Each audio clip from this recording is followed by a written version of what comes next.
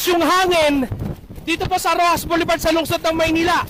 Ngayon po ay 6:30 na po ng gabi at malalakas na hampas na hangin na po yung nararamdaman natin. Hapon mga kababayan, ito na po ngayon ang sitwasyon dito sa aming karagatan, dito sa aming Pampanga. Napakatataas na po ng alon. Dulot po ito ng paparating na Typhoon Uwan.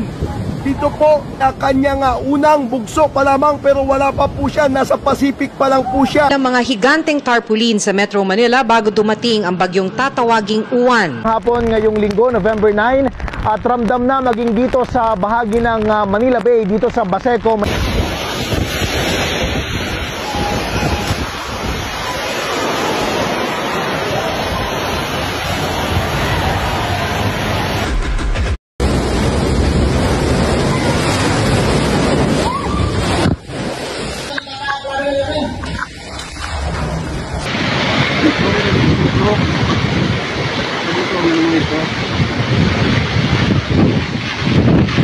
Ayan, dito tayo sa bandang D-Mall and as you can see, medyo malakas na talaga yung hangin.